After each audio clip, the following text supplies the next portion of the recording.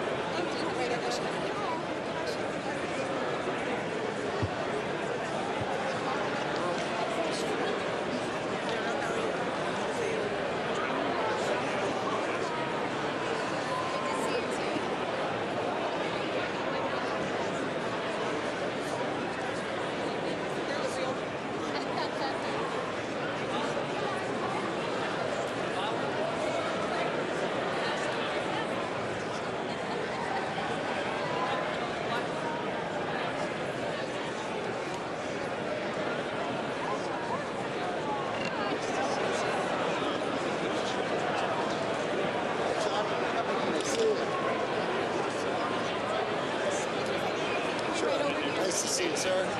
Good to see you. Yes, good to see you.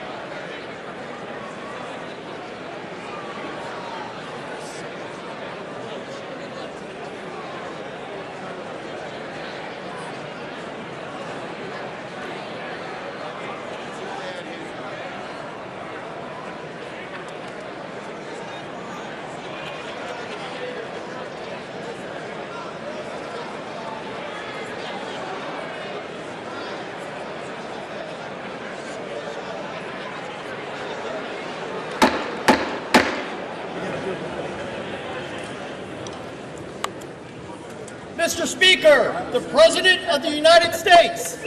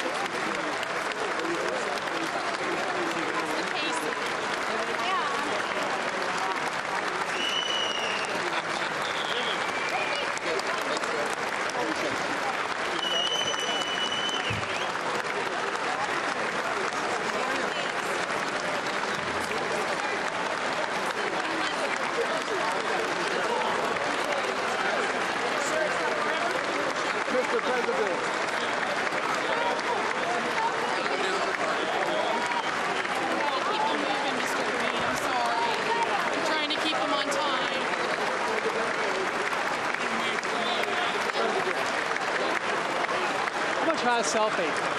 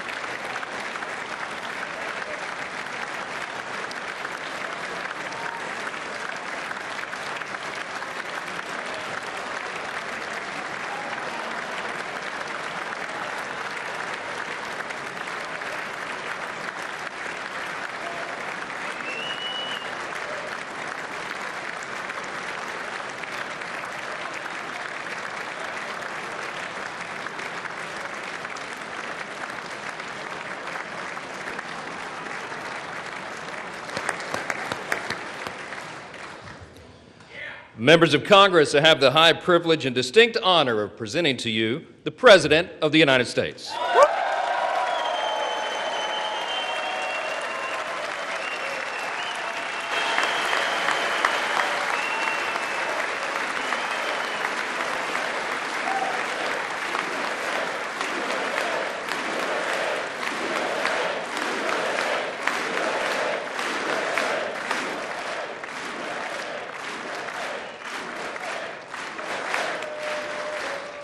Well, thank you very much, everybody. It's really an honor.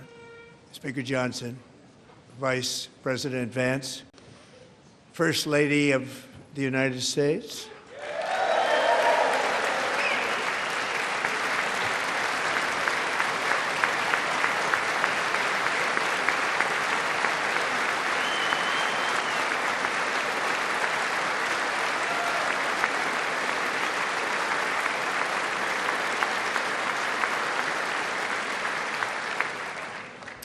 Second Lady of the United States,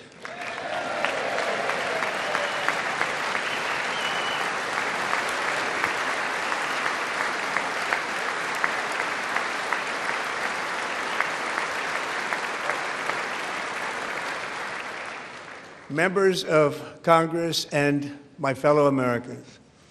Our nation is back, bigger, better, richer, and stronger than ever before.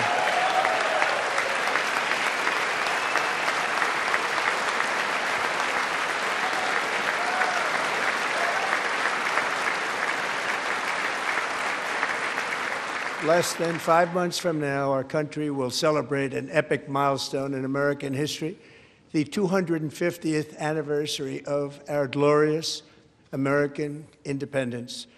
This July 4th, we will mark 2.5 centuries of liberty and triumph, progress and freedom in the most incredible and exceptional nation ever to exist on the face of the earth. And you've seen nothing yet. We're going to do better and better and better. This is the golden age of America.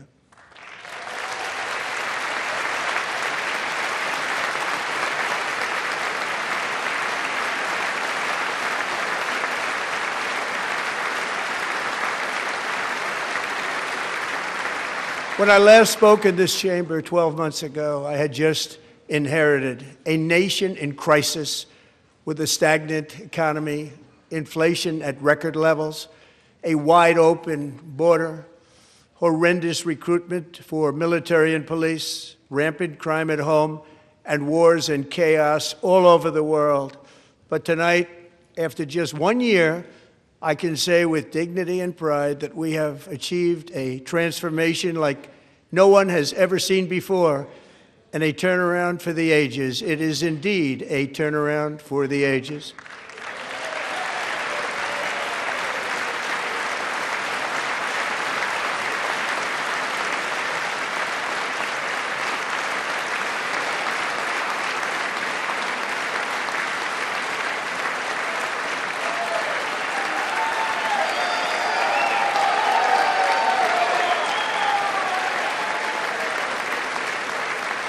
And we will never go back to where we were just a very short time ago. We're not going back. Today, our border is secure.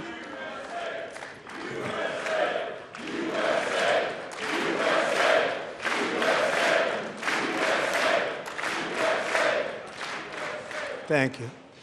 Today, our border is secure. Our spirit is restored. Inflation is plummeting. Incomes are rising fast. The roaring economy is roaring like never before, and our enemies are scared, our military and police are stacked, and America is respected again, perhaps like never before.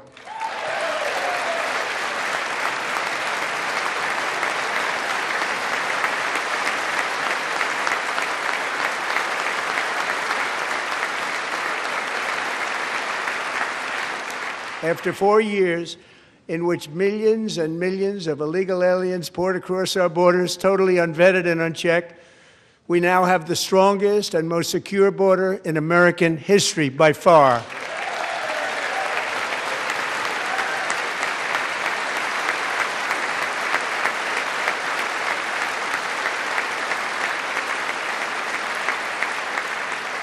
In the past 9 months, 0 illegal aliens have been admitted to the United States.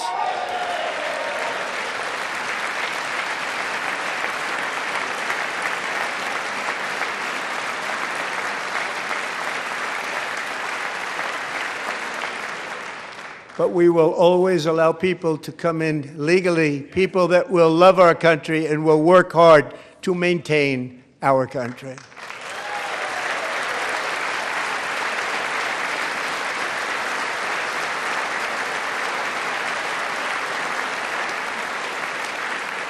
The flow of deadly fentanyl across our border is down by a record 56% in 1 year.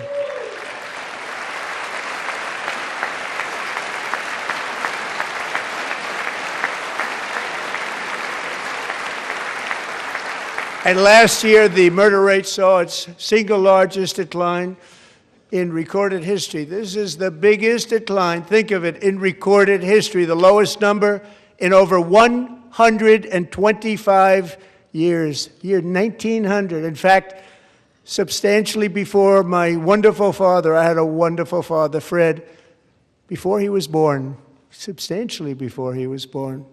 That's a long time ago. He wouldn't like me to say that, but that's a long time ago. The Biden administration and its allies in Congress gave us the worst inflation in the history of our country. But in 12 months, my administration has driven core inflation down to the lowest level in more than 5 years. And in the last 3 months of 2025, it was down to 1.7%.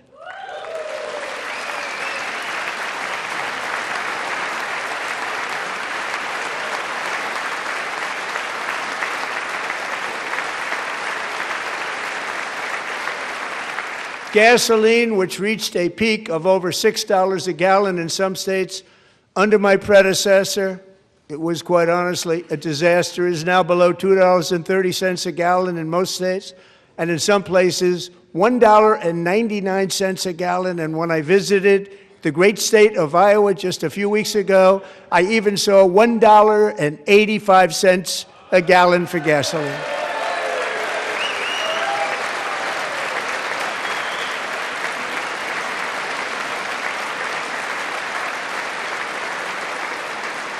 Mortgage rates are the lowest in 4 years and falling fast, and the annual cost of a typical new mortgage is down almost $5,000 just since I took office. 1 year.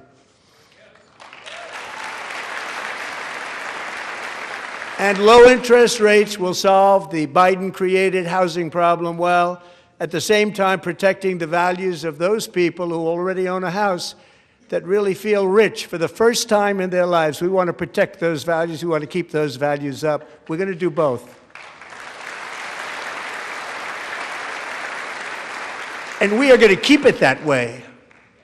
The stock market has set 53 all-time record highs since the election. Think of that, 1 year. Boosting pensions, 401ks, and retirement accounts for the millions and millions of Americans. They're all gaining. Everybody's up, way up.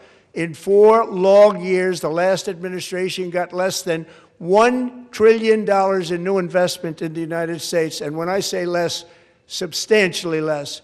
In 12 months, I secured commitments for more than $18 trillion pouring in from all over the globe.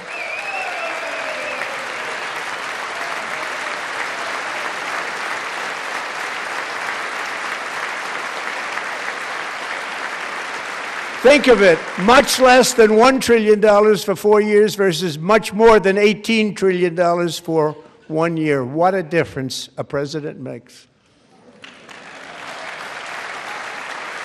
A short time ago, we were a dead country. Now we are the hottest country anywhere in the world, the hottest.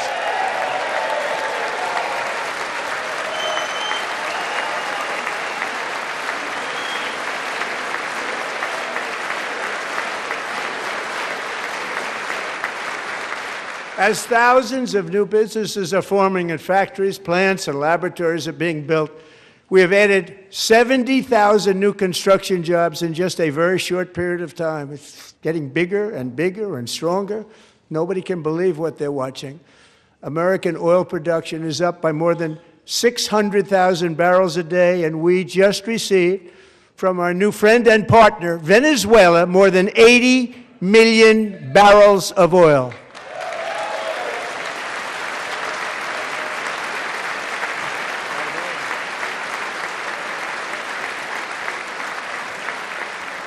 American natural gas production is at an all-time high because I kept my promise to drill, baby, drill.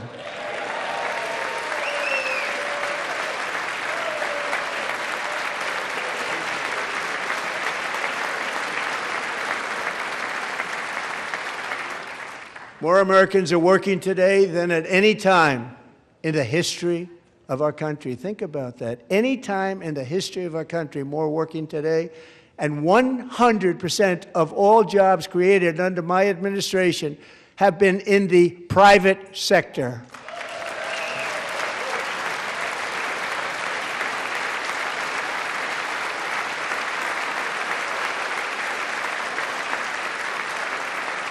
We ended DEI in America.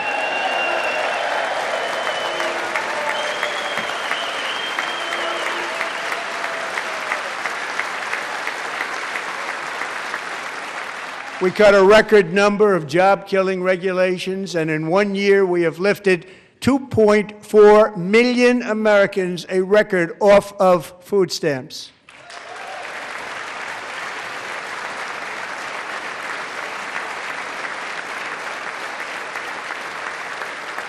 And for all of these reasons, I say tonight, members of Congress, the state of our union is strong.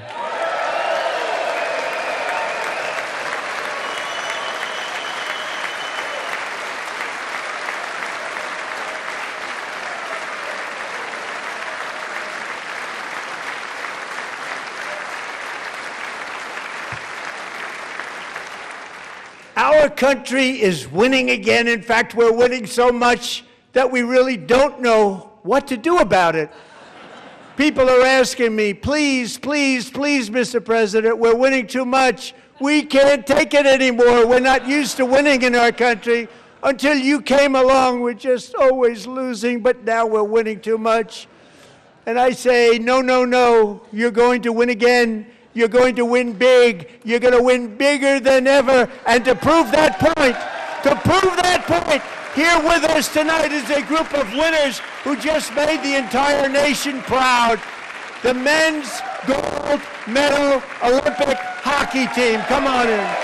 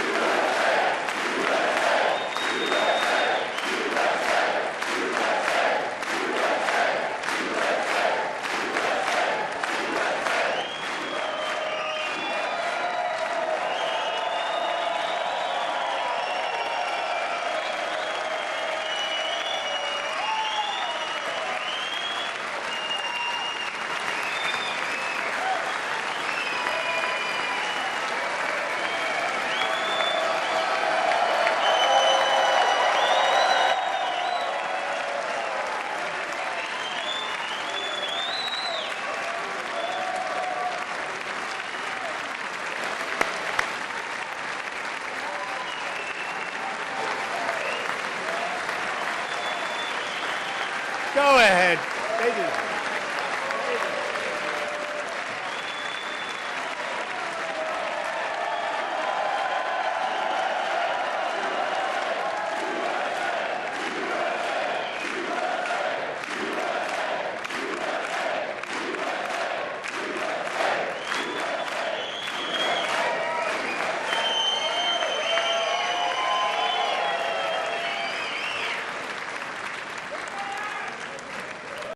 That's the first time I've ever seen them get up. And actually, not all of them did get up. But they beat a fantastic Canadian team in overtime, as everybody saw, as did the American women who will soon be coming to the White House.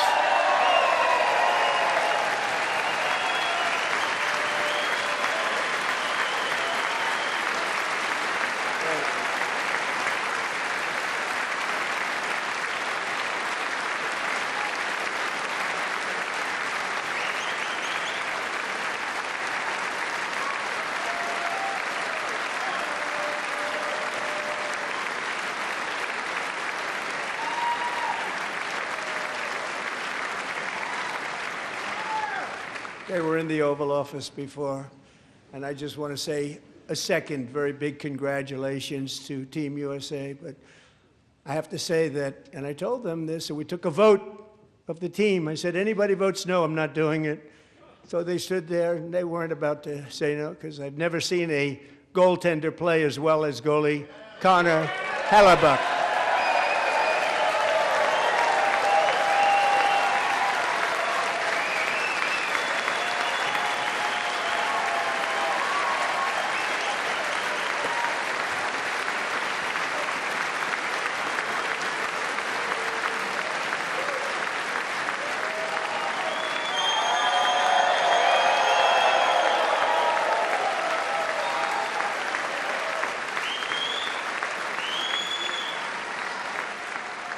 Think of it, 46 shots on goal, and I asked him, the one shot, the one where you put your stick in the back and it hit the neck of your stick and bounced off, do you practice that, or was that a little lucky?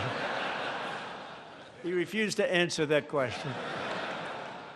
But I just want to tell you that the members of this great hockey squad will be very happy to hear, based on their vote and my vote, and in this case my vote was more important, that I will soon be presenting Connor with our highest civilian honor, which we will be given, and which has been given to many athletes over the years.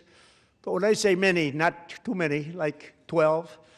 It's called the highest civilian honor in our country, the Presidential Medal of Freedom.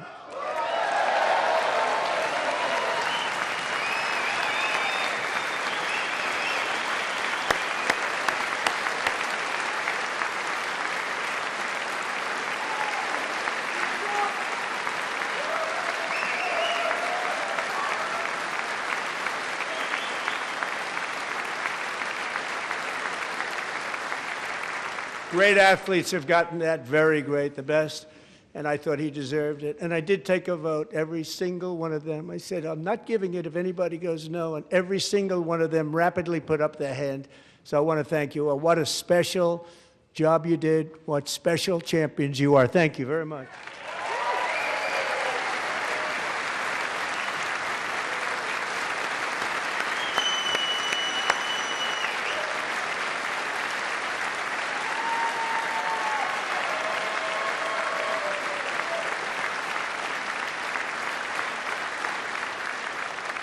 I'm also pleased to say that the next time the Olympic torch is lit, it will be here in America for the 2028 Olympics, and it's the summer version right in Los Angeles. We're going to do a good job in Los Angeles.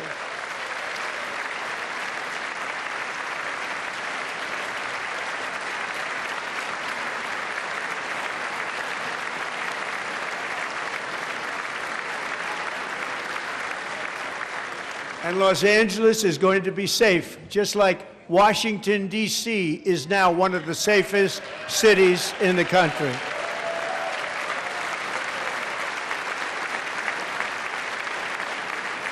And this year, and I must say I got them both.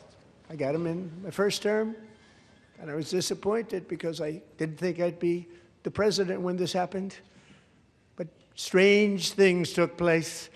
And now I've got them because I got the Olympics and I got the 2026 FIFA World Cup, and I wanted to claim the 250th, but I didn't get away with that one. I couldn't claim that one for myself.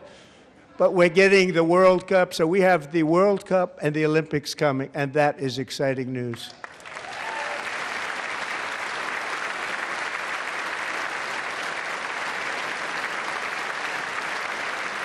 So this will be a year to celebrate our country and the heroes who have kept it free. Men like Buddy Taggart. At age 17, Buddy volunteered to defend America in World War II, serving in the Pacific under the great General Douglas MacArthur. He fought bravely in the famous Battle of Manila, worked so hard. He was badly wounded and almost killed by enemy machine guns in Luzon. And 81 years ago this month, he liberated the largest internment camp in the Philippines, one of the largest anywhere in the world. But he earned many honors, including a Purple Heart and a Bronze Star, came home, started a family, and tonight he is in the gallery looking forward to July 4th, 2026, his 100th birthday.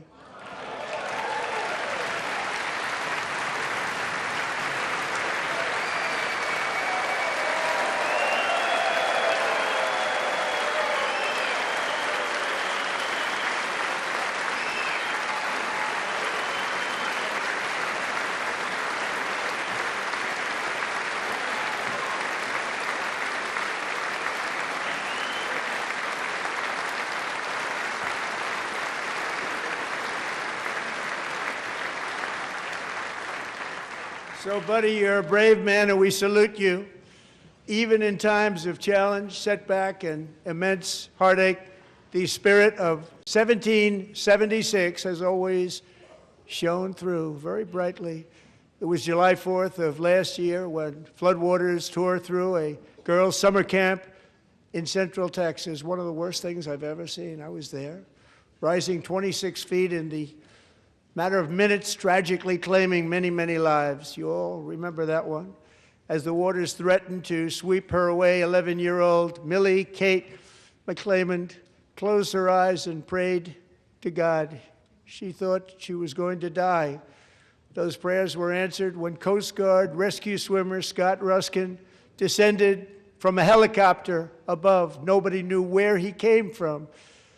It was Scott's first ever rescue mission, a young guy, but very brave, very, very top, always top in his class, and he lifted not just Millie Kate, but 164 others to safety.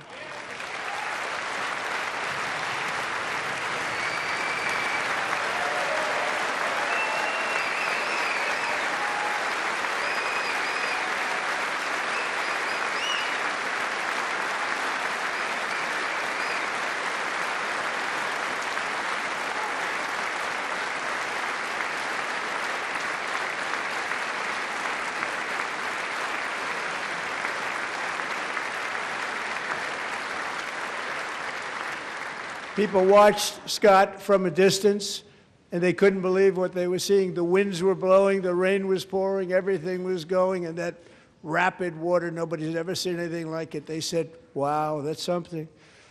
Tonight, Scott and Millie Kate are here together, reunited for the very first time. Thank you, Scott, Millie Kate.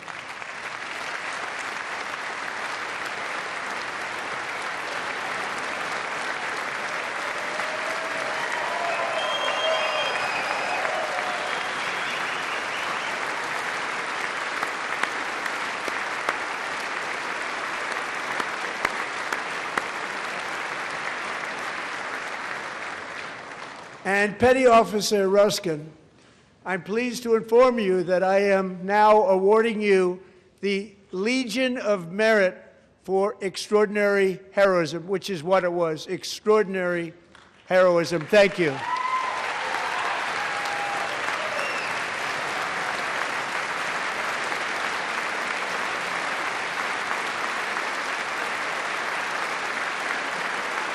And I'd like to have the military aide to please come down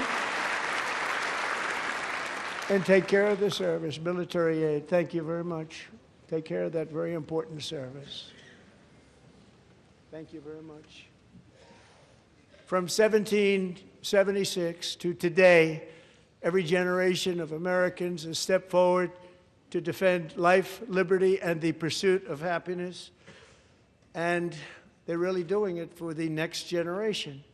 But now it's our turn. Together we're building a nation where every child has the chance to reach higher and go further, where government answers to the people, not the powerful, and where the interests of hardworking American citizens are always our first and ultimate concern. That is the debt we owe to the heroes who came before us, and that is the promise we must keep to America for our 250th year. Last year, I urged this Congress to begin the mission by passing the largest tax cuts in American history, and our Republican majorities delivered so beautifully. Thank you, Republicans.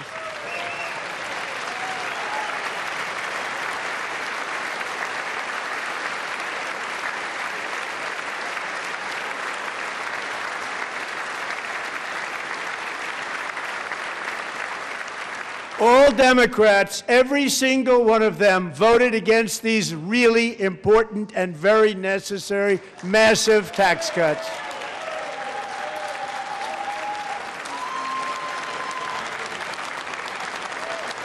They wanted large-scale tax increases to hurt the people instead. But we held strong, and with the great, big, beautiful bill, we gave you no tax on tips, no tax on overtime, and no tax on Social Security for our great seniors.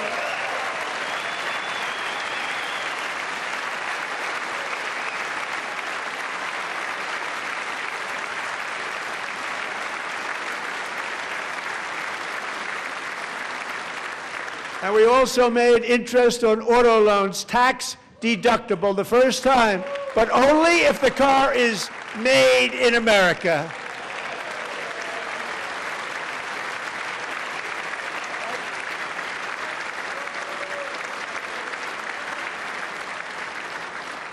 Recently in Pennsylvania, I met Megan Hemhauser, a devoted mom who's homeschools her children, beautiful, 2 children, during the day while waiting tables at night as her husband works overtime operating very heavy equipment. Megan is here this evening, and she's happy to tell you that she is so much richer because with no tax on tips, no tax on overtime, and our expanded child tax credit done again by Republicans, Megan and her husband will take home more than $5,000 extra just for the year, cutting her tax bill in more than half.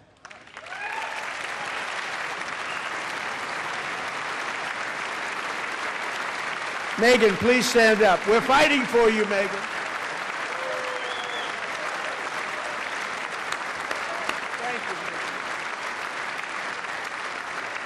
Thank you, Megan.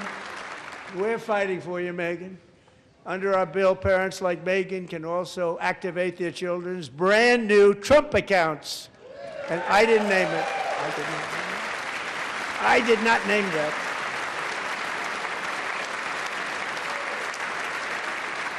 Nobody believes me, but I did not name it. It was named by a very tall man sitting right there in the third row.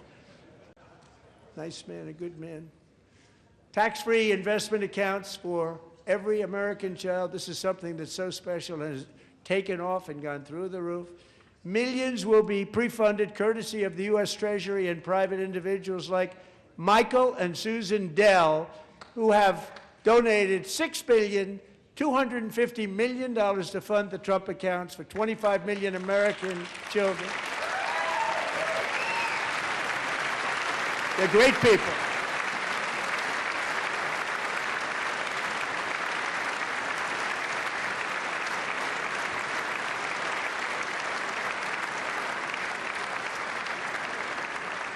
When I asked Michael Dell, how do you make all that money? He said, well, I just sat on my dorm in school, and I made computers, and I'd sell them to people, and I just kept selling and selling and selling, and pretty amazing story. That's called the American dream. He sold a lot of computers, a lot of those laptops, so I congratulate him on that, but I really thank him and Susan, as well as others like Brad Gerstner, a very tremendous guy. He was behind it right from the beginning. Brad Gerstner. Thank you, Brad.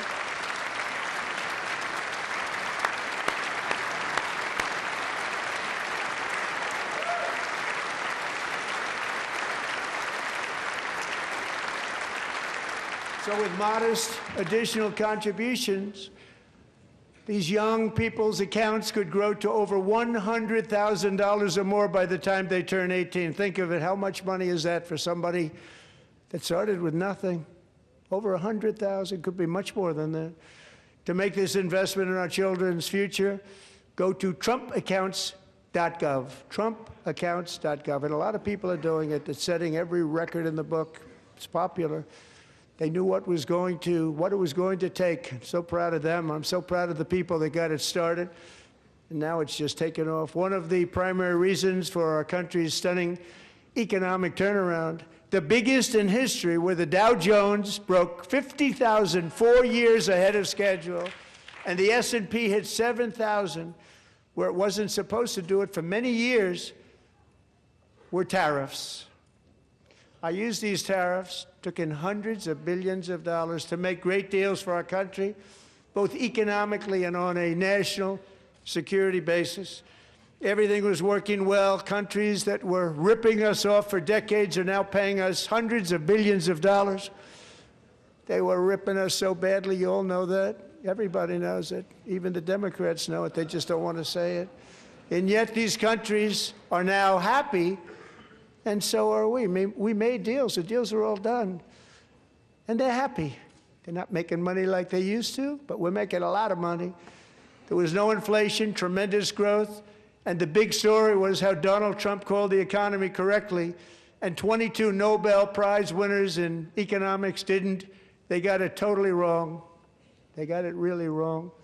And then just 4 days ago, an unfortunate ruling from the United States Supreme Court. It just came down. It came down. Very unfortunate ruling. But the good news is that almost all countries and corporations want to keep the deal that they already made, right, Scott? Knowing that the legal power that I, as president, have to make a new deal could be far worse for them, and therefore they will continue to work along the same successful path that we had negotiated before the Supreme Court's unfortunate involvement. So despite the disappointing ruling, these powerful, country-saving, it's saving our country, the kind of money we're taking in, peace-protecting. Many of the wars I settled was because of the threat of tariffs. I wouldn't have been able to settle them without. Will remain in place under fully approved and tested alternative legal statutes. And they have been tested for a long time. They're a little more complex, but they're actually probably better, leading to a solution that will be even stronger than before. Congressional action will not be necessary. It's already time-tested and approved. And as time goes by, I believe the tariffs paid for by foreign countries will, like in the past, substantially replace the modern-day system of income tax, taking a great financial burden off the people that I love.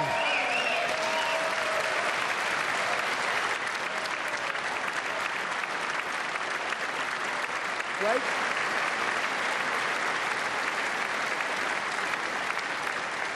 Moving forward, factories, jobs, investment, and trillions of dollars will continue pouring into the United States of America because we finally have a president who puts America first. I put America first. I love America.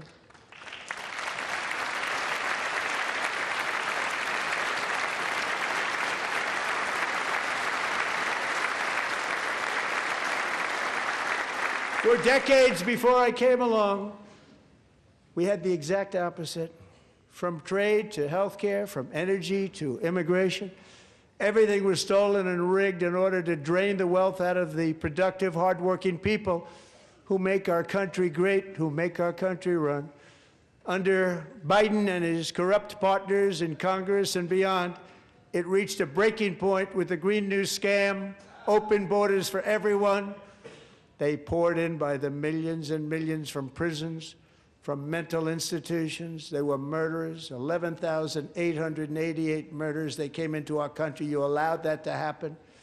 And record-setting inflation that cost the typical family $34,000 in just a speck of time. Now the same people in this chamber who voted for those disasters suddenly used the word affordability, a word. They just used it. Somebody gave it to them, knowing full well that they caused and created the increased prices that all of our citizens had to endure. You caused that problem. You caused that problem.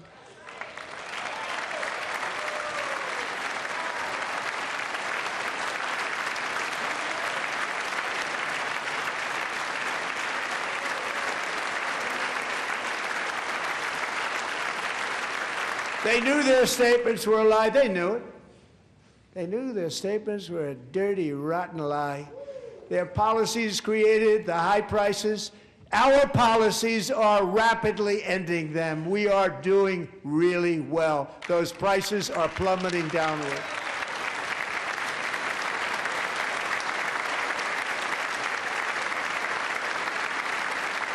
The price of eggs is down 60%, Madam Secretary, thank you. The cost of chicken, butter, fruit, hotels, automobiles, rent is lower today than when I took office by a lot. And even beef, which was very high, is starting to come down significantly. Just hold on a little while, we're getting it down. And soon you will see numbers that few people would think were possible to achieve just a short time ago. Nobody can believe when they see the kind of numbers, and especially energy, when they see energy going down to numbers like that, they cannot believe it. It's like another big tax cut. I'm also confronting one of the biggest ripoffs of our times, the crushing cost of health care caused by you. Since the passage of the Unaffordable Care Act, sometimes referred to as Obamacare, big insurance companies have gotten rich. It was meant for the insurance companies, not for the people. With our government giving them hundreds and hundreds of billions of dollars a year as their stock prices soared 1,000, 1,200, 1,400, and even 1,700%, like nothing else. That's why I introduced the great health care plan. I want to stop all payments to big insurance companies and instead give that money directly to the people so they can buy their own health care, which will be better health care at a much lower cost.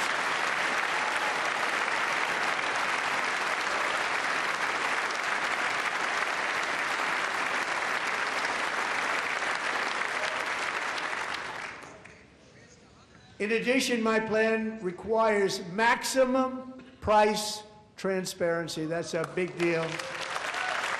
Sounds so simple, so big. And I did that in my first term, and the Democrats immediately terminated it with full knowledge that they were doing a very bad thing for the people. Costs were going to go way up, and that's what happened, and now I'm bringing them way down on health care and everything else. I'm also ending the wildly inflated cost of prescription drugs like has never happened before.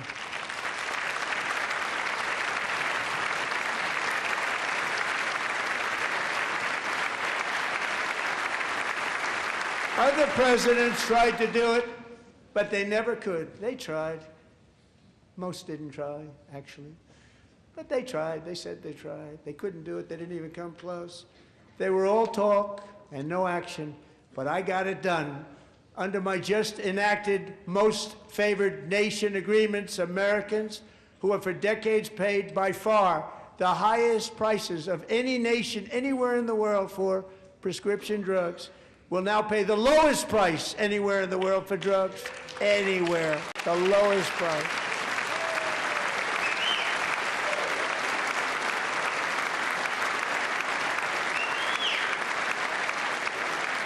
So in my first year of the second term,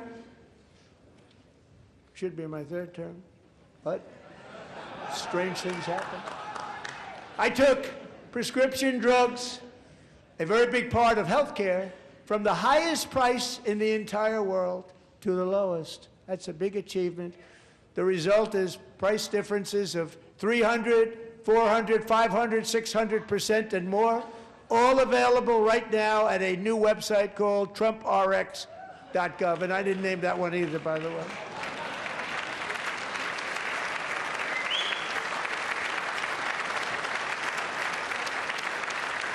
And here tonight is the very first customer ever to get that big discount, and it is big, Catherine Rayner. For 5 years, she and her husband have struggled with infertility, and they turned to IVF. One drug has been costing Catherine $4,000 to purchase, but a few weeks ago, she logged onto the TrumpRx website and got that same drug that cost $4,000, got it for under $500. A reduction of much more, actually, than $3,500.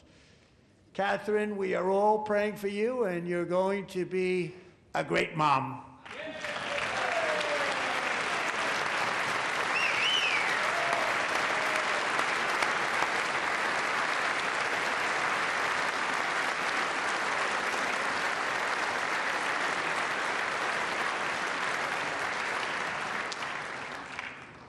So now I'm calling on Congress to codify my most favored nation program into law. Now, the one thing, I'm not sure it matters because it's going to be very hard for somebody that comes along after me to say, let's raise drug prices by 700 or 800%. But John and Mike, if you don't mind, codify it anyway. They may do it. Codify it anyway. Thank you. Many Americans are also concerned that energy demand from AI data centers could unfairly drive up their electric utility bills. Tonight, I'm pleased to announce that I have negotiated the new Ratepayer Protection Pledge. You know what that is? We're telling the major tech companies that they have the obligation to provide for their own power needs. They can build their own power plants as part of their factory so that no one's prices will go up. And in many cases, prices of electricity will go down for the community, and very substantially down. This is a unique strategy never used in this country before. We have an old grid. It could never handle the kind of numbers, the amount of electricity that's needed. So I'm telling them they can build their own plant. They're going to produce their own electricity. It will ensure the company's ability to get electricity while at the same time lowering prices of electricity for you, and could be very substantial for all of you cities and towns. You're going to see some good things happen over the next number of years. Another pillar of the American dream that has been under attack is home ownership. With us tonight is Rachel Wiggins, a mom of two from Houston. She placed bids on 20 homes and lost all of those bids to gigantic investment firms that bypassed inspection, paid all cash, and turned those houses into rentals, stealing away her American dream. She was devastated. Stories like this are why last month I signed executive order to ban large Wall Street investment firms from buying up in the thousands single-family homes.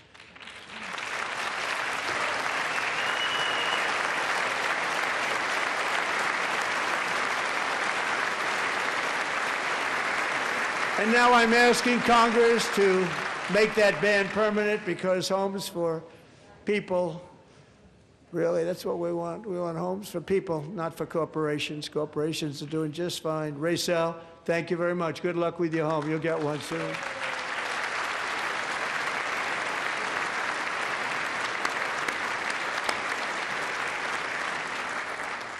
We're also working to make it easier for Americans to save for retirement. And under this administration, we will always protect Social Security and Medicare. They are not protecting it for our seniors. We will always protect Social Security, Medicare, Medicaid.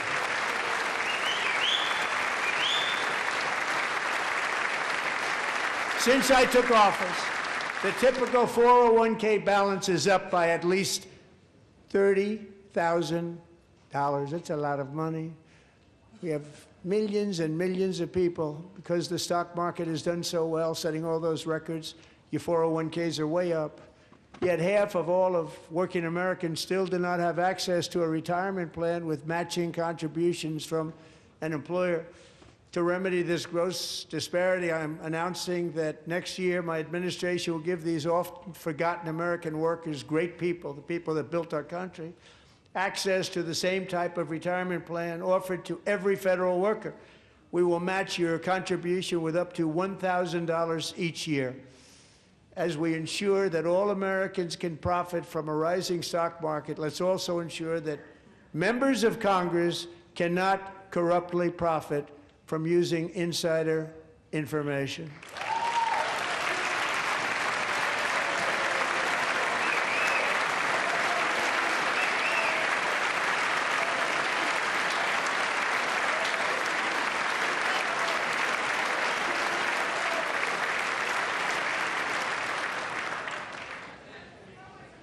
They stood up for that. I can't believe it.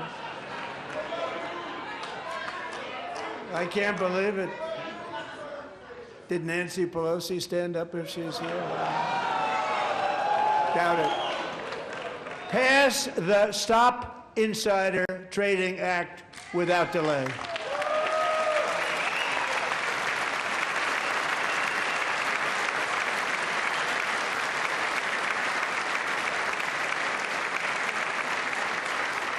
I wasn't sure if anybody, even on this side, was going to applaud for that. I'm very impressed. Thank you. I'm very impressed. But when it comes to the corruption that is plundering, it's plundering America. There's been no more stunning example than Minnesota, where members of the Somali community have pillaged an estimated $19 billion from the American taxpayer. Oh, we have all the information. And in actuality, the number is much higher than that. And California, Massachusetts, Maine, and many other states are even worse. This is the kind of corruption that shreds the fabric of a nation, and we are working on it like you wouldn't believe. So tonight, although started 4 months ago, I am officially announcing the war on fraud to be led by our great Vice President J.D. Vance.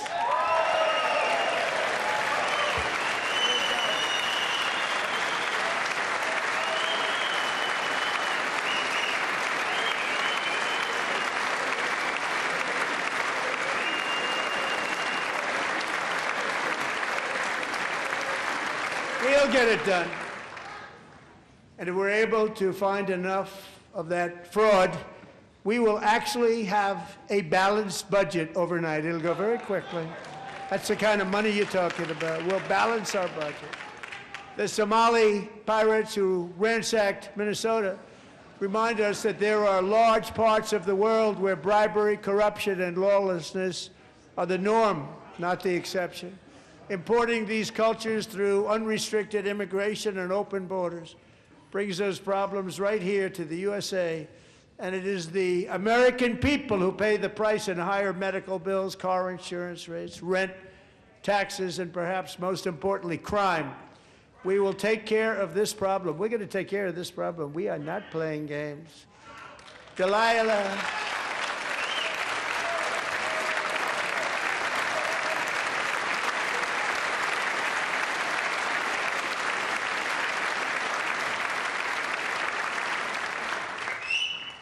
Delilah Coleman was only 5 years old in June 2024 when a 18-wheel tractor trailer plowed into her stopped car traveling at 60 miles an hour or more.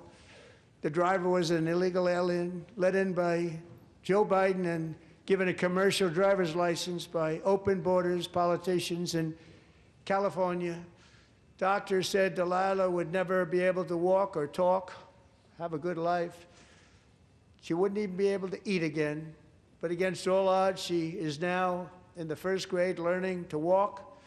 And she's here this evening with her dad, Marcus, a fantastic man. Delilah, please, you are a great inspiration. Please stand up.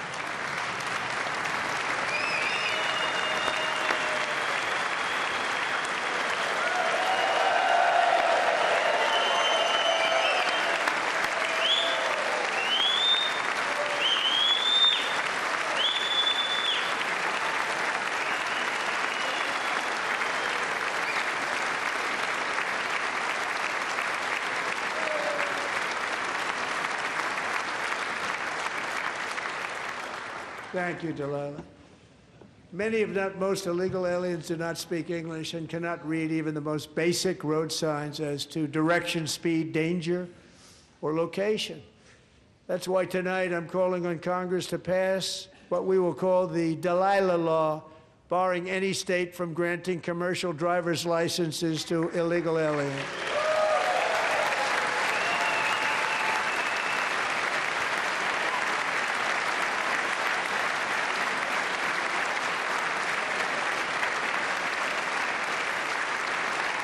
And yesterday, as you probably saw at the White House, I hosted a ceremony with Americans who lost their treasured loved ones to the scourge of illegal immigration. People came into our country, how we allowed this to happen with our open borders.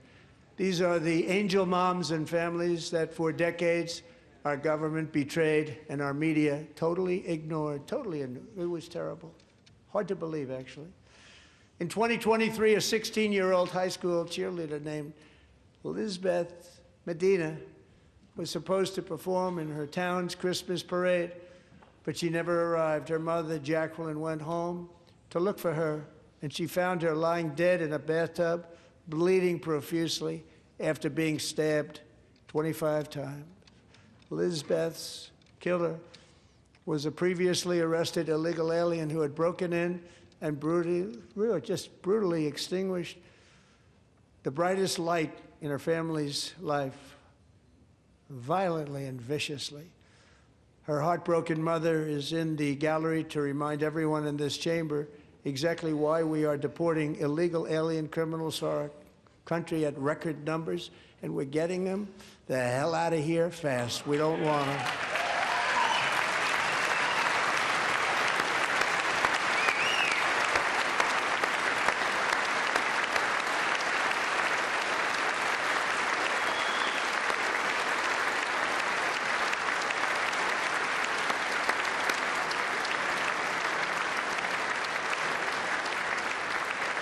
Thank you very much, Jacqueline. Thank you. We can never forget that many in this room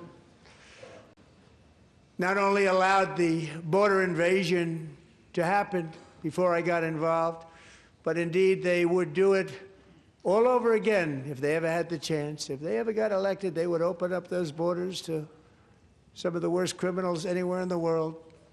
The only thing standing between Americans and a wide open border right now is President Donald J. Trump and our great Republican patriots in Congress. Thank you. Thank you.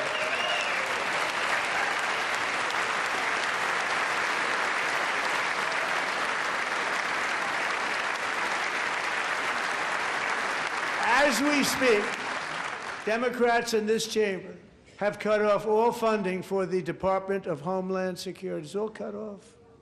It's all cut off. They have instituted another Democrat shutdown, the first one costing us 2 points on GDP. 2 points we lost on GDP, which probably made them quite happy, actually. Now they have closed the agency responsible for protecting Americans from terrorists and murderers. Tonight I'm demanding the full and immediate restoration of all funding for the border security, homeland security of the United States, and also for helping people clean up their snow. We have no money because of the Democrats, and it would be nice. We'd love to give you a hand at cleaning it up, but you gave no money. Nobody's getting paid. It's a shame. So you have to think about it. We have, in case you didn't know, a pretty large snowstorm out there. One of the great things about the State of the Union is how it gives Americans the chance to see clearly what their representatives really believe. So tonight I'm inviting every legislator to join with my administration in reaffirming a fundamental principle. If you agree with this statement, then stand up and show your support. The first duty of the American government is to protect American citizens, not illegal aliens.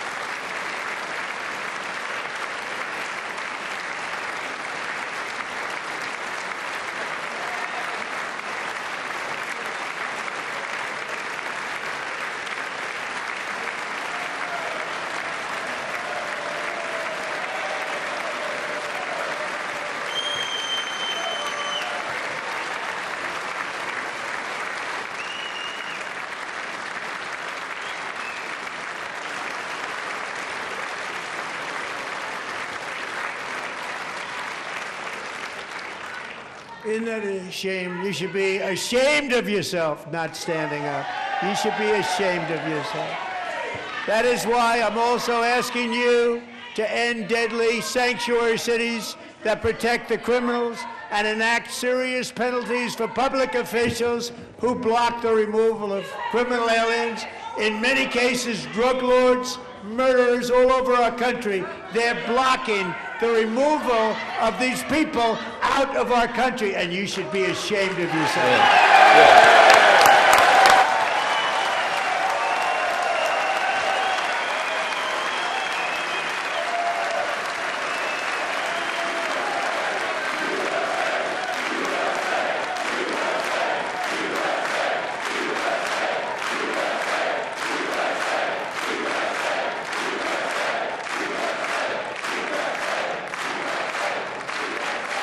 And perhaps most importantly, I'm asking you to approve the Save America Act.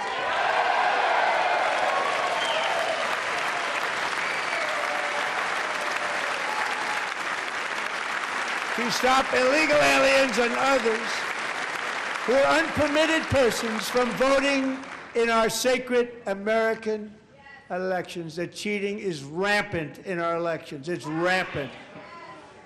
It's very simple. All voters must show voter ID.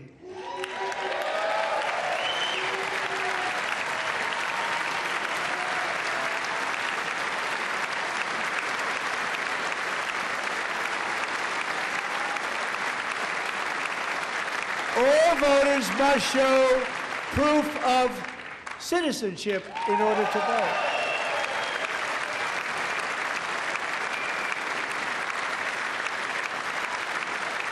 And no more crooked mail-in ballots except for illness, disability, military, or travel. None. And this should be an easy one. And by the way, it's polling at 89%, including Democrats. 89%.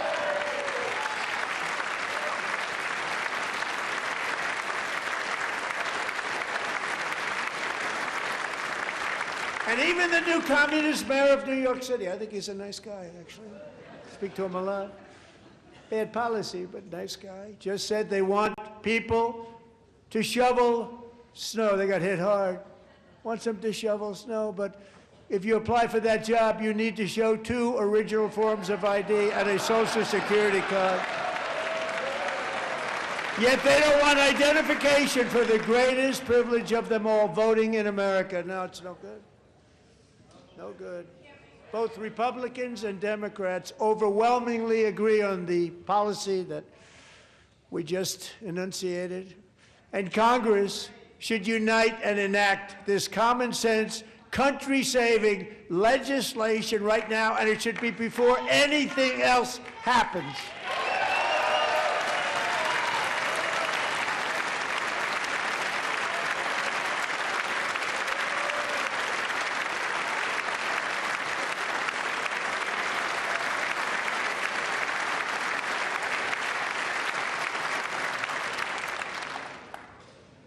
And the reason they don't want to do it, why would anybody not want voter ID? One reason, because they want to cheat. There's only one reason. They make up all excuses. They say it's racist. They come up with things, you almost say, what imagination they have. They want to cheat. They have cheated, and their policy is so bad that the only way they can get elected is to cheat. And we're going to stop it. We have to stop it, John.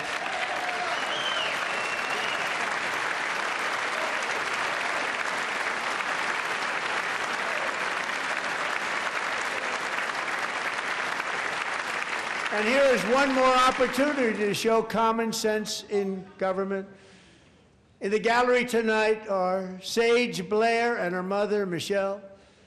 In 2021, Sage was 14 when school officials in Virginia sought to socially transition her to a new gender, treating her as a boy and hiding it from her parents. Hard to believe, isn't it? Before long, a confused Sage ran away from home after she was found in a horrific situation in Maryland. A left-wing judge refused to return Sage to her parents because they did not immediately state that their daughter was their son. Sage was thrown into an all-boys state home and suffered terribly for a long time. But today, all of that is behind them because Sage is a proud and wonderful young woman with a full-ride scholarship to Liberty University. Sage and Michelle, please stand up.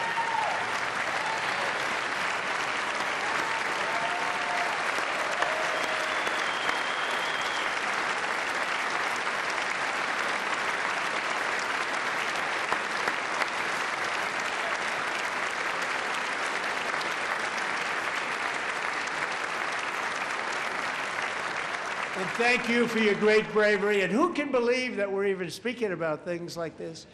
15 years ago, if somebody was up here and said that, they'd say, what's wrong with him? But now we have to say it because it's going on all over numerous states without even telling the parents. But surely we can all agree no state can be allowed to rip children from their parents' arms and transition them to a new gender against the parents' will. Who would believe that we're even talking about this? We must ban it, and we must ban it immediately.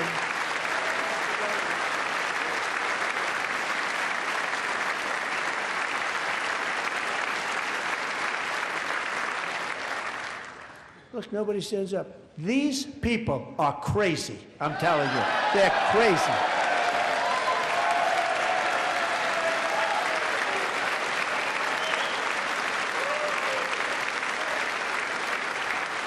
Amazing. Boy, oh boy. We're lucky we have a country. With people like this, Democrats are destroying our country, but we've stopped it just in the nick of time, didn't we?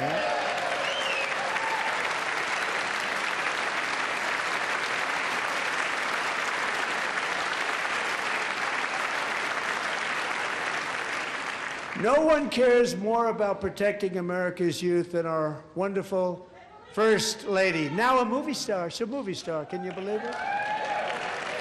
Who would have believed that? Over the past year, she has had an incredible impact championing AI legislation, advancing a landmark executive order on foster care, and helping secure $30 million to launch the Melania Trump Foster Youth to Independence Initiative. It's a tremendous, really a tremendous thing that happened and had a lot of bipartisan support. She gets much better bipartisan support than I do. I get none. She gets a lot. Someday you're going to have to tell me how you did that. And students and educators in every state have joined the First Lady's efforts in the presidential AI challenge, keeping America's next generation positioned to succeed and strongly succeed in the future. Tonight, we welcome two young people whose lives reflect the First Lady's impact, Sierra Burns and Everest Nevermont.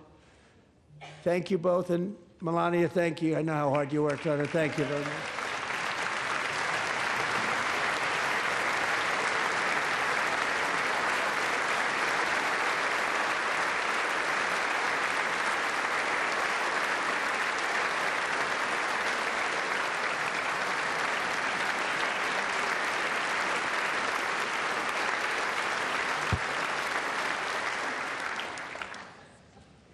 I'm very proud to say that during my time in office, both the first 4 years and in particular this last year, there has been a tremendous renewal in religion, faith, Christianity, and belief in God.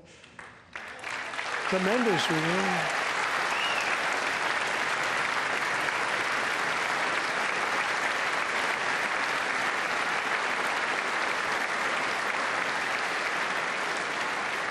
This is especially true among young people, and a big part of that had to do with my great friend, Charlie Kirk, a great guy, great man.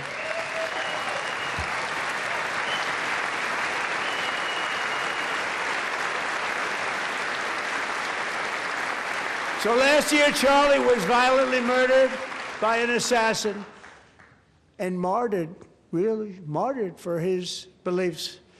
His wonderful wife, Erica, is with us tonight. Erica, please stand.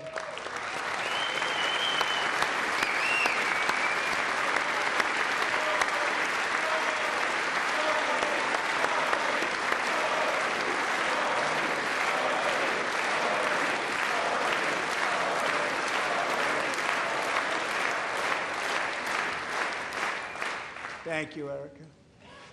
Been through a lot. In Charlie's memory, we must all come together to reaffirm that America is one nation under God, and we must totally reject political violence of any kind.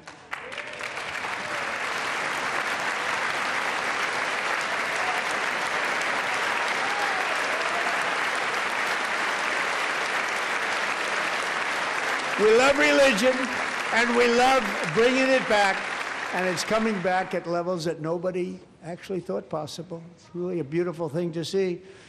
Above all, unleashing America's promise requires keeping our communities safe.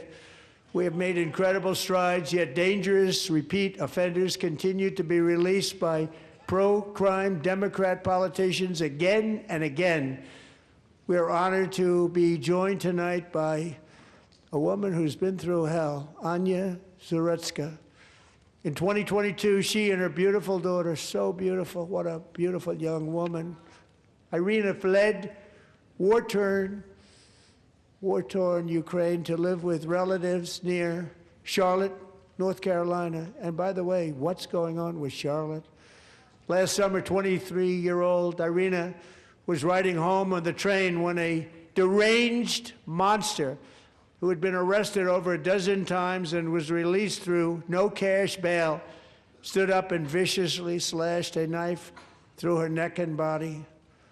No one will ever forget. There were people on that train. No one will ever forget the expression of terror on Irina's face as she looked up at her attacker in the last seconds of her life. She died instantly. She had escaped a brutal war only to be slain by a hardened criminal set free to kill in America came in through open borders. Mrs. Zaretsky, tonight I promise you we will ensure justice for your magnificent daughter, Irina.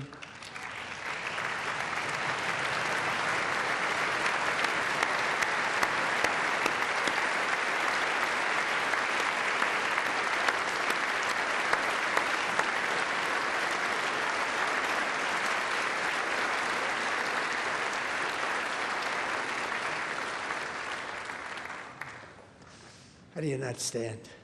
How do you not stand?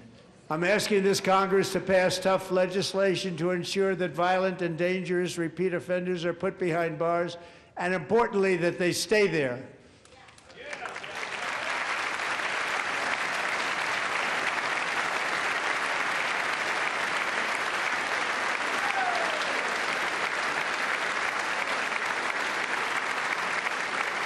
Starting last summer, I deployed our National Guard and federal law enforcement to restore law and order to our most dangerous cities, including Memphis, Tennessee, big success, New Orleans, Louisiana, big success, and our nation's capital itself, Washington, D.C., where we have almost no crime anymore in Washington, D.C. How did that happen?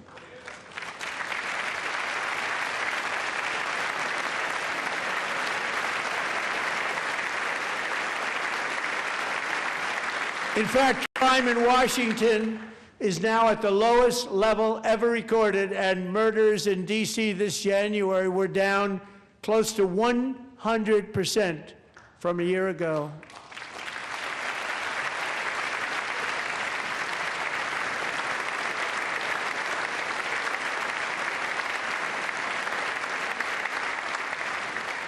They don't like to hear that.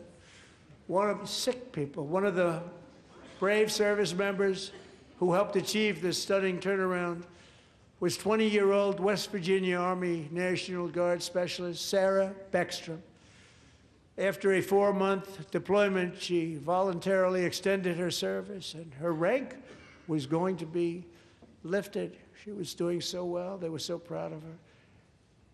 But the very next day, she was on patrol near the White House when she was ambushed and shot in the head by a terrorist monster from Afghanistan. Shouldn't have been in our country. And all because she wore the uniform of our nation, she was shot. He traveled here because he didn't like people wearing our uniform. He was sick and deranged, shouldn't have been in our country. Sarah Beckstrom died in order to defend our capital, and we are honored to be joined by her wonderful parents, Gary and Eva Lee. Your daughter was a true American patriot, and she will be greatly missed. She was a great person. I saw reports on her. They've never seen anything like it.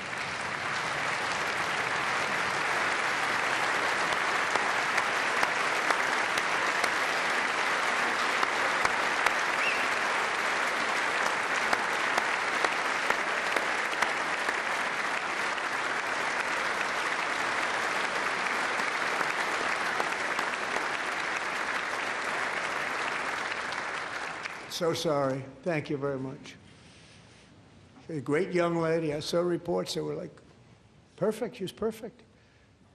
Serving alongside Sarah that day was Staff Sergeant Andrew Wolf.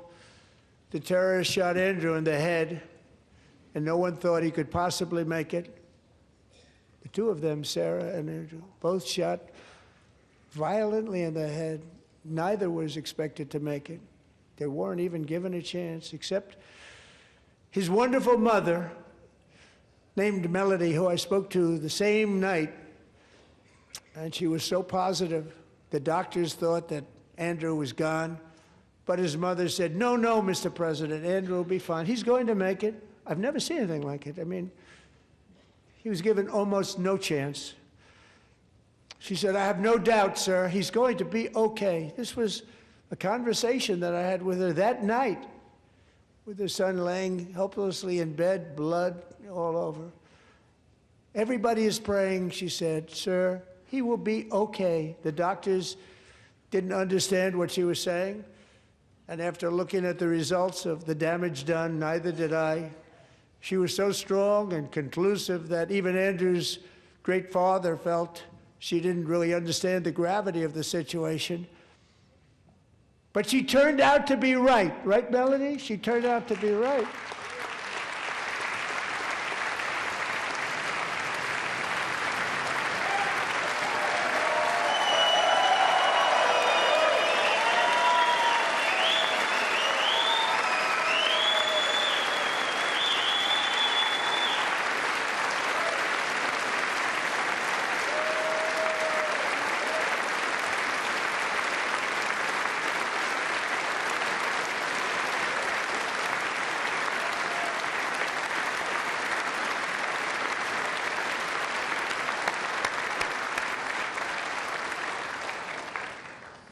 Amazing, actually.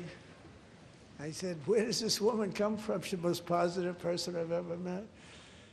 With God's help, Andrew has battled back from the edge of death, and we're talking about the edge of death, on his way to a miraculous recovery. He's got a little work to do, but he's doing great. Nice to see you. He's a good-looking guy. Nice to see you. Thanks, Andrew. Thank you very much.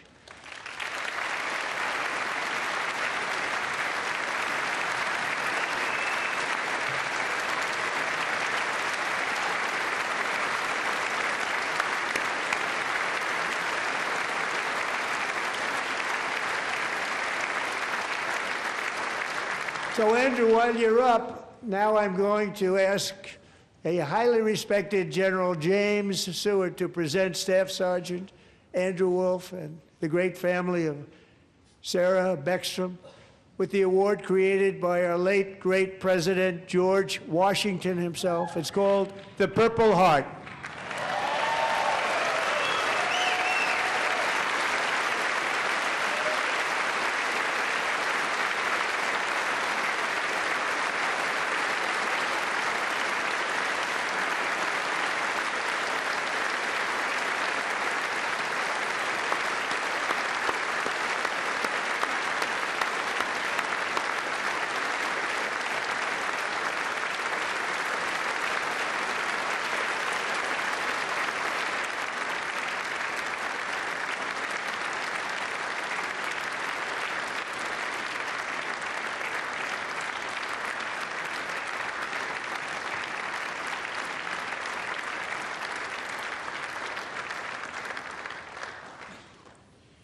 We love you all. Love you. We're proudly restoring safety for Americans at home, and we are also restoring security for Americans abroad. Our country has never been stronger. In my first 10 months, I ended 8 wars, including Cambodia. Isn't it funny? Sick people. Cambodia and Thailand, Pakistan and India. Would have been a nuclear war. 35 million people said the Prime Minister of Pakistan would have died if it were not for my involvement. Kosovo and Serbia, Israel and Iran, Egypt and Ethiopia, Armenia and Azerbaijan, the Congo and Rwanda, and of course the war in Gaza, which proceeds at a very low level. It's just about there.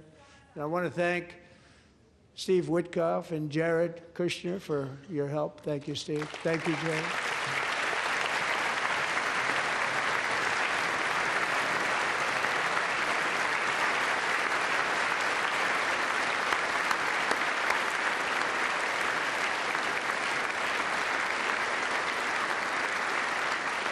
And I also want to thank the man they report to, Secretary of State Marco Rubio. Thank you, Marco.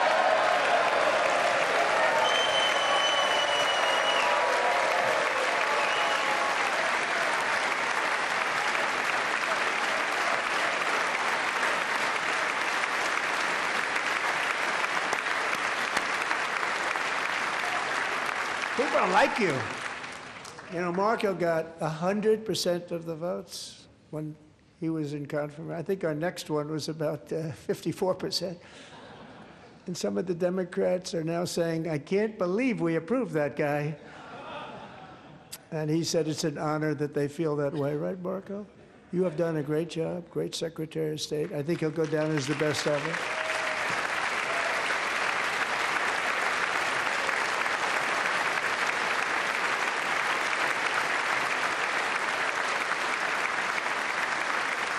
Under the ceasefire I negotiated, every single hostage, both living and dead, has been returned home. Can you believe that?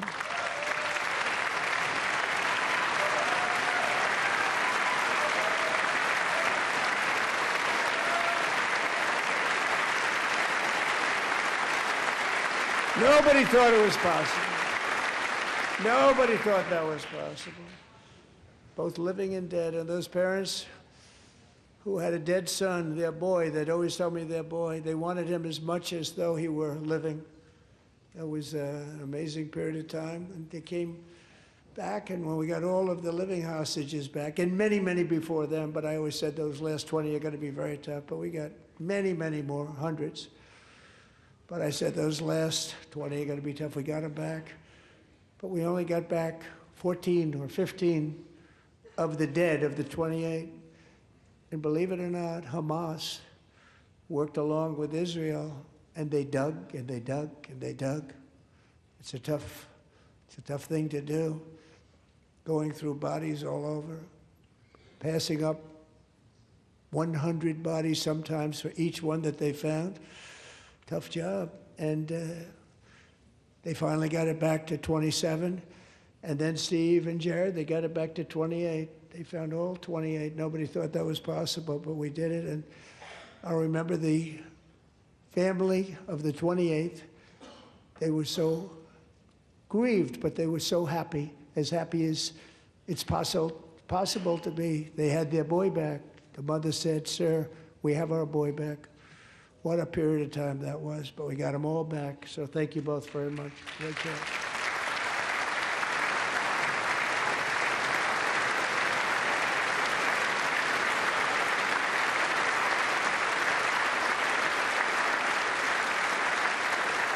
And we're working very hard to end the 9th war, the killing and slaughter between Russia and Ukraine, where 25,000 soldiers are dying each and every month. Think of that, 25,000 soldiers are dying a month. A war which would have never happened if I were president, would have never happened. As president, I will make peace wherever I can, but I will never hesitate to confront threats to America wherever we must. That's why in a breakthrough operation last June, the United States military obliterated Iran's nuclear weapons program with an attack on Iranian soil known as Operation Midnight Hammer.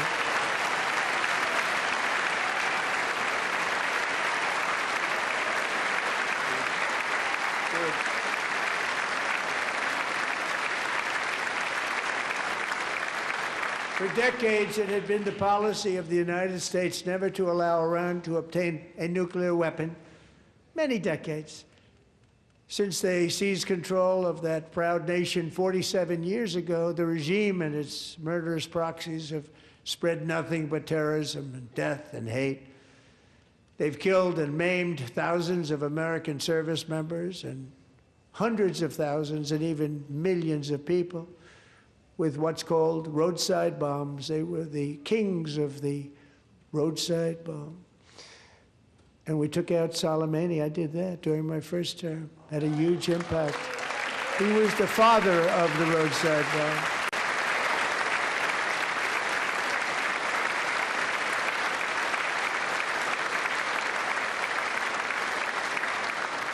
And just over the last couple of months with the protests, they've killed at least, it looks like, 32,000 protesters. 32,000 protesters in their own country. They shot them and hung them.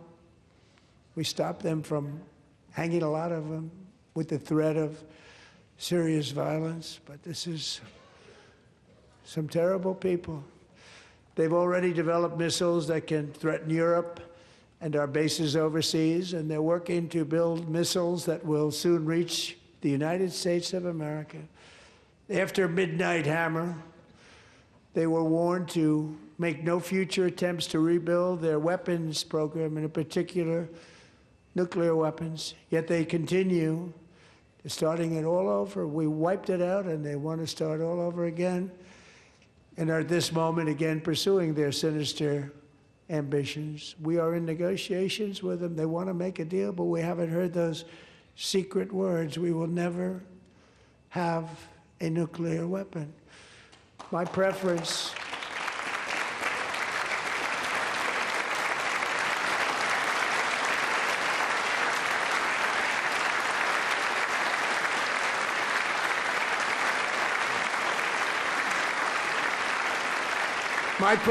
is to solve this problem through diplomacy. But one thing is certain, I will never allow the world's #1 sponsor of terror, which they are by far, to have a nuclear weapon. Can't let that happen.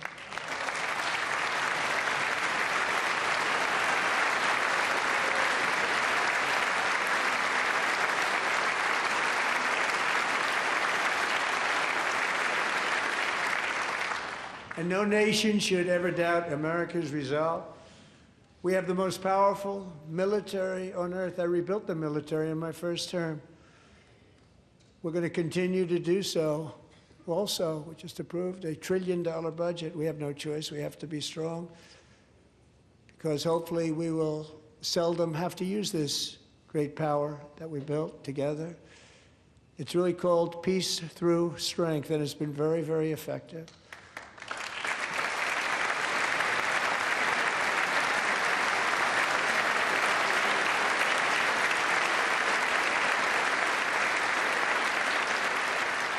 So thanks to Republicans in Congress, we're investing that record number of dollars, have no choice, in the United States Armed Forces. Also creating a lot of jobs, but we're not even doing it for that reason. Because as I said, we have more jobs, more people working today than ever before in the history of our country.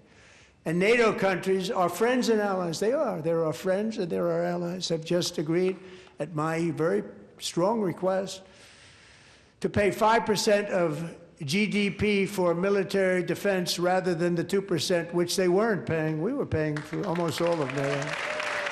Now they're paying 5 as opposed to not paying 4.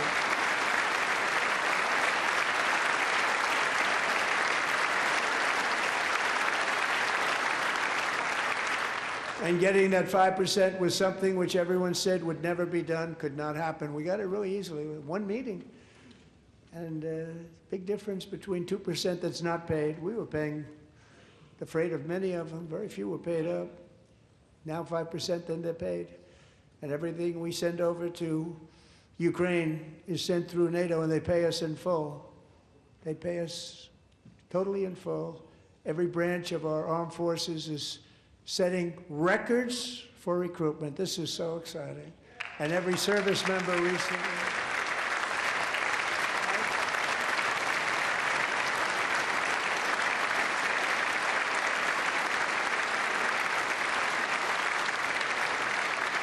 And every service member recently received a warrior dividend of $1,776.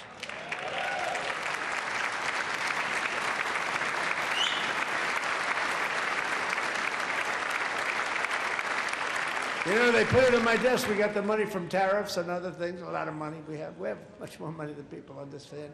Have to rebuild that program a little bit, but it won't take long. But we got the money, and it was $1,775, and they wanted my approval.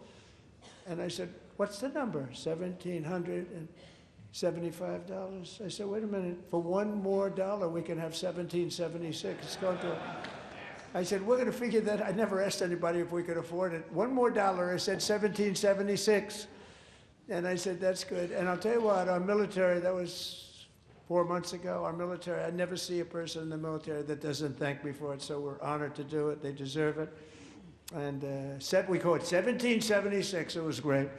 And we love our military. We love our law enforcement. We love our firemen. You know, the firemen don't get mentioned enough. We love our firemen. We're also...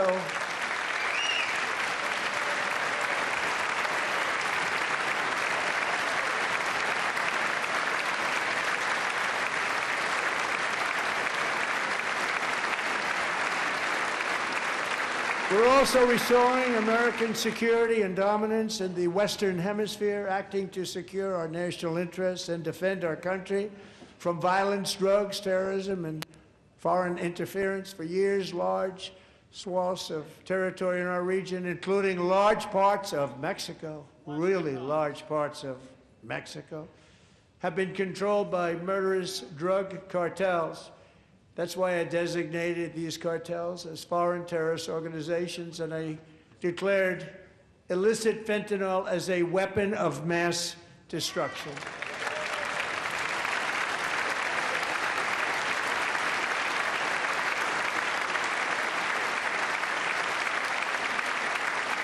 And with our new military campaign, we have stopped record amounts of drugs coming into our country and virtually stopped it completely coming in by water or sea. You probably noticed that. We very seriously damaged their fishing industry also. Nobody wants to go fishing anymore. We've also taken down one of the most sinister cartel kingpins of all. You saw that yesterday. In January,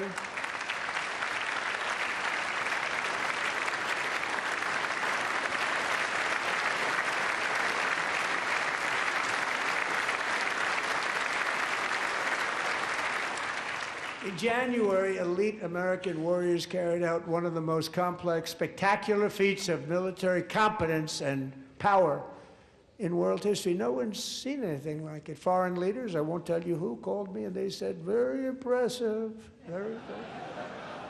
They couldn't believe, they all watched, they saw what happened. This is a different fighting force than we had years ago when we fought to tie. You know, it's a great fighting force. I'm so proud of it. Look at Space Force. Space Force is my baby, because we did that. My baby is becoming so important.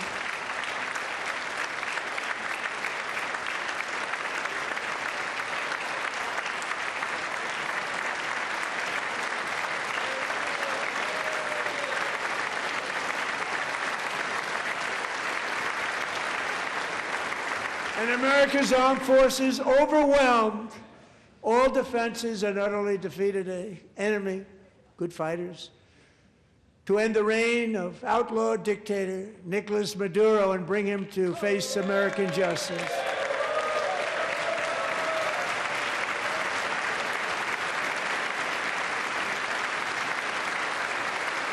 And this was an absolutely colossal victory for the security of the United States, and it also opens up a bright new beginning for the people of Venezuela.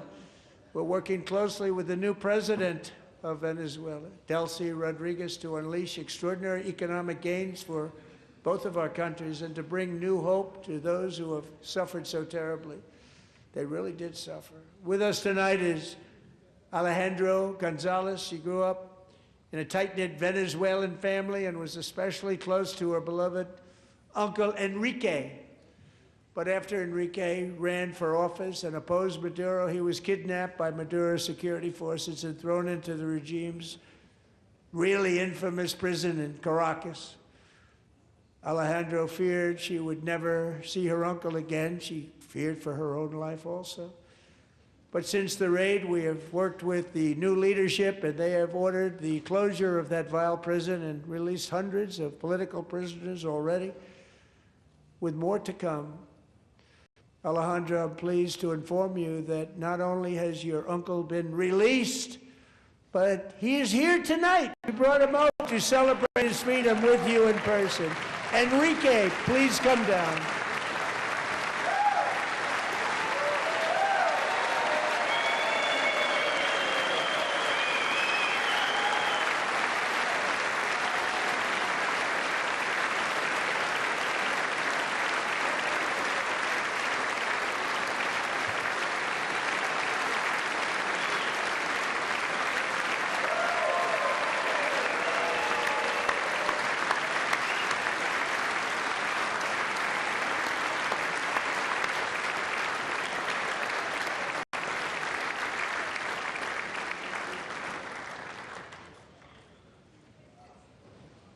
Thank you, Enrique. Have a good time. Nice to have you back, Enrique. There were many heroes on that January raid to capture Maduro, really great heroes. It was very dangerous. They knew we were coming. They were all set. But the deeds of one warrior that night will live forever in the eternal chronicles of military valor. Chief Warrant Officer 5, Eric Slover, planned the mission and was the flight lead in the cockpit of the first helicopter, a big, beautiful, powerful helicopter. It was a massive Chinook carrying, as you can imagine, many, many American warfighters. Wearing the dog tags, his wife Amy had blessed with holy water before he left. She knew it was going to be a rough one. Eric steered the Chinook under the cover of night and descended swiftly upon Maduro's heavily protected military fortress. This was a major military installation, protected by thousands of soldiers and guarded by Russian and Chinese military technology. How did that work out? Not too good. While preparing to land, enemy machine guns fired from every angle, and Eric was hit very badly in the leg and hip, one bullet after another. He absorbed 4 agonizing shots, shredding his leg into numerous pieces. And yet, despite the fact that the use of his legs was vital to successful helicopter flight, legs are the most important part of flying a helicopter. To deliver the many commandos who would capture and detain Maduro was the only thing Eric was thinking about. Then, even as he was gushing blood, which was flowing back down the aisle, helicopter lands at a steep angle. The machine guns stood right in front of him. They were right in front of him, 2 machine gunners who escaped the wrath of the previous planes. Eric maneuvered his helicopter with all of those lives and souls to face the enemy and let his gunners eliminate the threat. Turned the helicopter around so the gunners could take care of business, saving the lives of his fellow warriors from what could have been a catastrophic crash deep in enemy territory. Only after safely landing the helicopter with all the warriors aboard in the exact right spot, which was vital to the mission. We probably would have had to maybe cancel the mission if that didn't happen. Eric told his co-pilot, also wounded, but not as gravely, to take over. I'm about ready to pass out. The success of the entire mission and the lives of his fellow warriors hinge on Eric's ability to take the searing pain. It was unbelievable what's happened to his legs of the bullets and keep on flying and landing, and people knew what was happening. Everybody in the back of the helicopter knew because they saw the blood pouring down the aisle. Chief Warrant Officer Slover is still recovering from his serious wounds, but I'm thrilled to say that he is here tonight with his wife Amy, Eric, and Amy, come on in.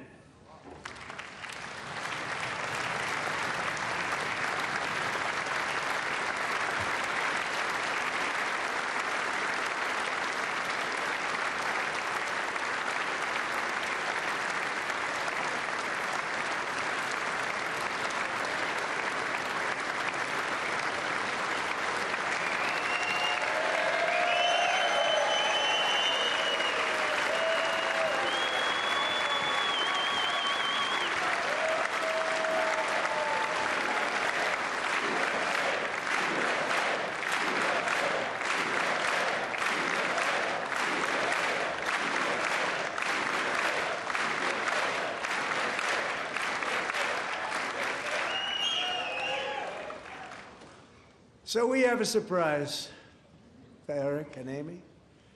In recognition of Eric's actions above and beyond the call of duty, I would now like to ask General Jonathan Braga to present Chief Warrant Officer Slover with our nation's highest military award, the Congressional Medal of Honor.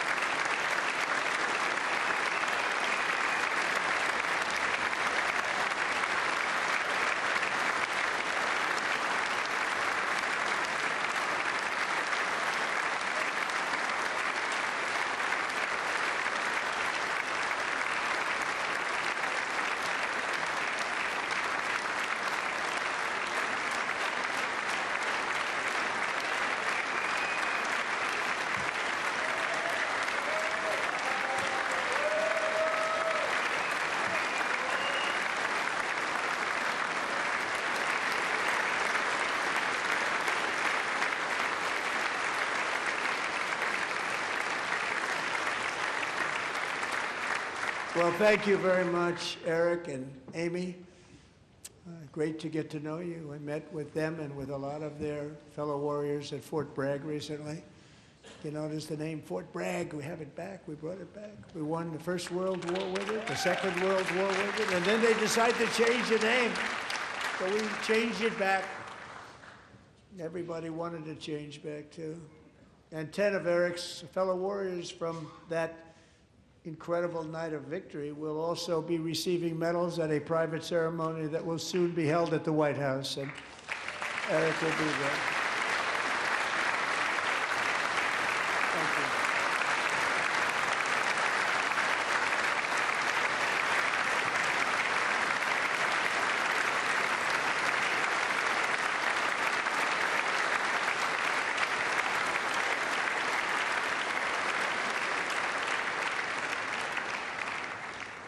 Thank you, Eric.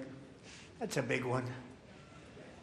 Tonight we've celebrated many truly extraordinary American patriots, but there is one last living legend to honor before we go. He is one more heroic American aviator, Navy fighter pilot. Royce Williams served in World War II, Korea, Vietnam, flying more than 220 missions. In the skies over Korea in 1952, Royce was in the dogfight of a lifetime, legendary dogfight. Flying through blizzard conditions, his squadron was ambushed by 7 Soviet fighter planes. It was his first aerial combat of the war, and despite being massively outnumbered and outgunned, Royce led the takedown of 4 enemy jets and almost destroyed the others, vanquishing his adversaries while taking 263 bullets to his own plane and being seriously hurt. His story was secret for over 50 years. He didn't even want to tell his wife, but the legend grew and grew. But tonight, at 100 years old, this brave Navy captain is finally getting the recognition he deserves. He was a legend long before this evening. Royce, please stand up, and I will ask the First Lady of the United States to present Captain Royce Williams with his Congressional Medal of Honor.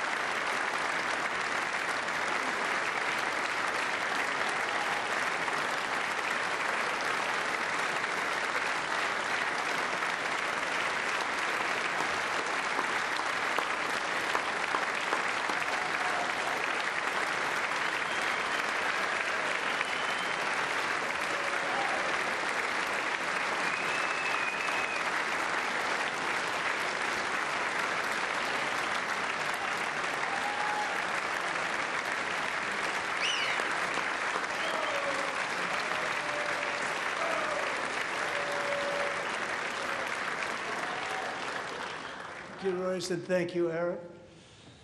I've always wanted the Congressional Medal of Honor, but I was informed I'm not allowed to give it to myself, and I wouldn't know why I'd be taking it, but if they ever open up that law, I will be there with you someday. But you know, that's our highest honor, Congressional Medal of Honor, and that's a big thing, and it's an honor to be in the same room with you. Thank you both very much, Eric. Thank you.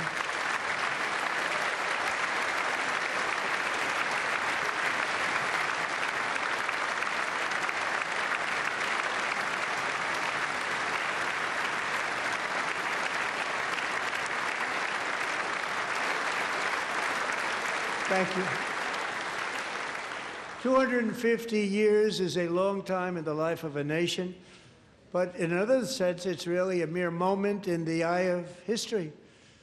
Two of the gentlemen we met in the gallery this evening took their first breaths 1 century ago, 100 years before that, on July 4th, 1826, the author of the Declaration of Independence, brilliant, Thomas Jefferson, drew his last breath. Just a single long human lifespan separates the giants who declared and won our independence from the heroes who stand among us tonight. Everything our nation has done, everything we have achieved, has been the work of those few great lifetimes. In those brief chapters, Americans built this nation from 13 humble colonies into the pinnacle of human civilization and human freedom, the strongest, wealthiest, most powerful, most successful nation in all of history.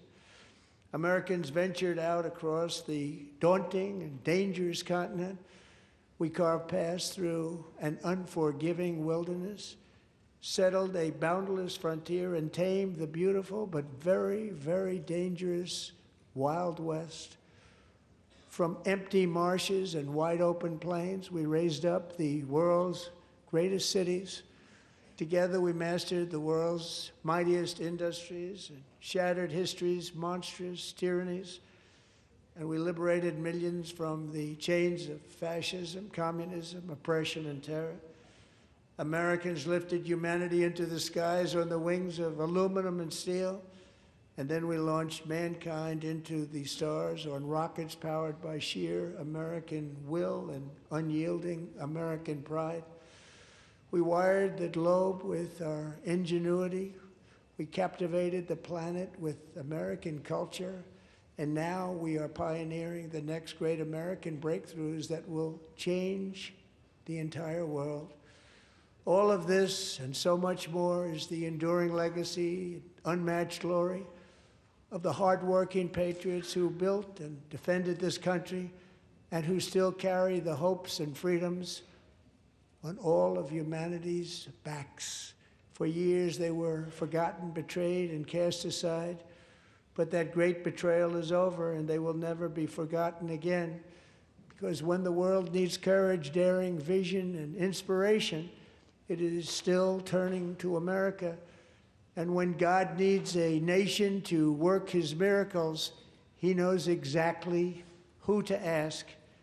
There is no challenge Americans cannot overcome, no frontier too vast for us to conquer, no dream too bold for us to chase, no horizon too distant for us to claim. For our destiny is written by the hand of providence, and these first 250 years were just the beginning.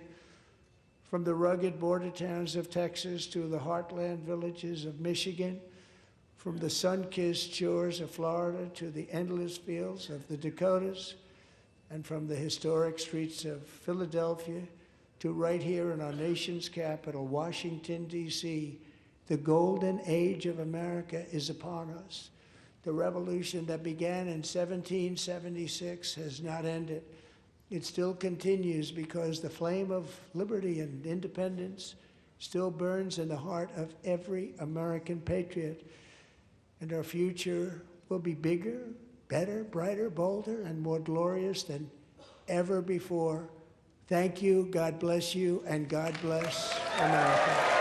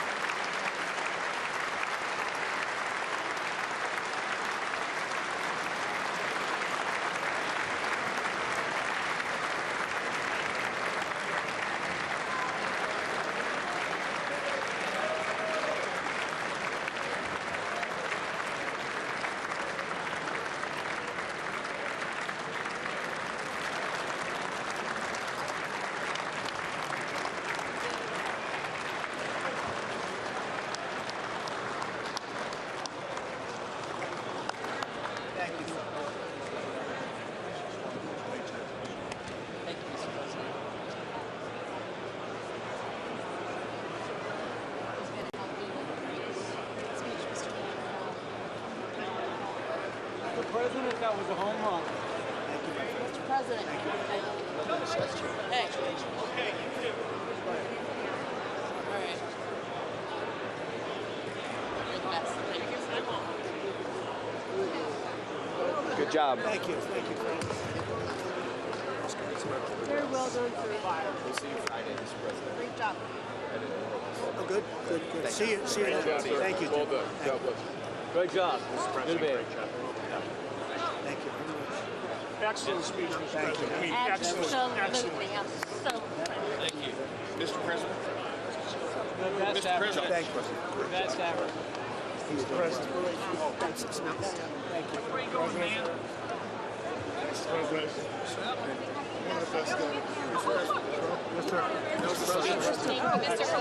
One of the best.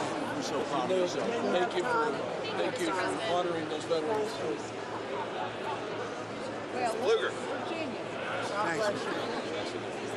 Good. I think you should take the rest of the day off. I think we have to. We're going to have to. Thank you. All right, guys. You killed it. Calling progress. Thank you, Virginia. Best speech with the president. It was amazing. It really was. Home run. Really a grand slam. America loves you. Thank you. It was amazing. America loves you. Oh, look at this guy. I like that guy. I want that tie. Give me that tie. Thank you. Take that. Put your John. Initial. Just an initial. Thank you, Bob. Thank you, I like that tie. Amazing. Thank you, everybody. Mr. President, outstanding speech, sir. Mr. President. He's getting them all. He's good. She did good. They love the insider trading stuff. Great guy. How's he doing? He's a youngster. He fell asleep a couple times. You did amazing. You really did. Great speech. Proud of you. Great job, Mr. President. Thanks for your leadership. Mr. President, well done. God bless you. God bless you, sir. Thank you, fellas. No guest speech yet. Fantastic. That's a big statement coming from you guys. Great job. Great job. Yes, sir. Love the finish. Home run hitter. Great job. Thank you, everybody. Great job. Great speech. Thank you, everybody. That was the best speech. No, thank you very much. You just speech ever. Really, the best ever? That's a nice coming from you. That's a big statement. It's also the There he longest. is. Phenomenal. Great job on Love it. television. Congratulations, Also the Mr. President. longest. Thank you. President, Thank you so much. take care. Thank you very much. Still need to talk to you. Congratulations, Mr. President. Thank you. Mr. President. Good. That's great.